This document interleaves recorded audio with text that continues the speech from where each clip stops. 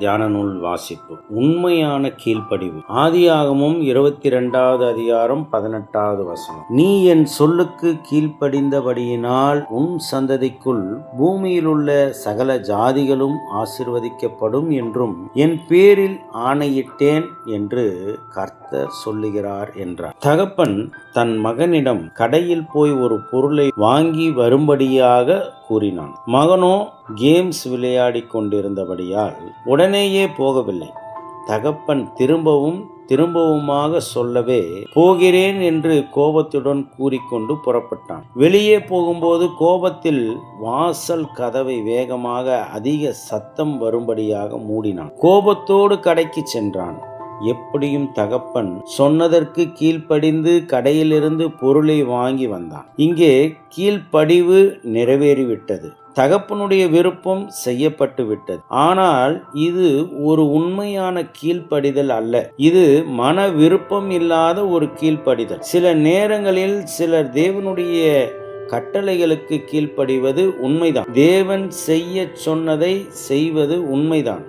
ஆனால் அதில் மன விருப்பமோ வாஞ்சையோ தன்வார்வமோ எதுவும் இல்லை. சில நேரங்களில் நாம் தேவனுடைய கட்டளைகளை கட்டாய உணர்வோடு பின்பற்றி தேவ கோபம் வராதபடி செய்கிறோம். ஆயினும் அதனால் நமக்கு தேவ ஆசீர்வாதமோ தேவனால் வருகின்ற ஆனந்தமோ இல்லை. ஏனென்றால் அது ஒரு வெறுப்பும் விரக்தியுமான கீழ்ப்படிதல். அது தேவன் மேல் உள்ள உண்மையான அன்பையோ விசுவாசத்தையோ பக்தியோ பிரதிபலிக்கவில்லை. தேவன் எதை தமது விருப்பம் என்று அறிய செய்தாரோ அதன் மேல் நமக்கு ஒரு விருப்பம் வேண்டும். தேவன் எது விருப்பம் இல்லை என்றாரோ அதனை வெறுப்பதற்கு ஒரு ஆர்வம் வேண்டும். எதை நல்லது என்று கூறி செய்ய சொன்னாரோ அதனை செய்து நிறைவேற்றும் ஒரு ஆசை வேண்டும். ஆபிரகாமின் கீழ்ப்படிவு வித்தியாசமானது.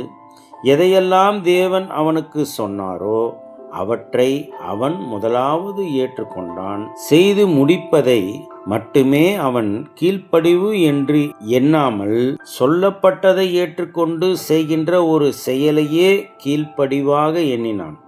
தேசத்தை விட்டு புறப்பட்டான். லோத்துவிடம் பொறுமையாக நடந்து கொண்டான்.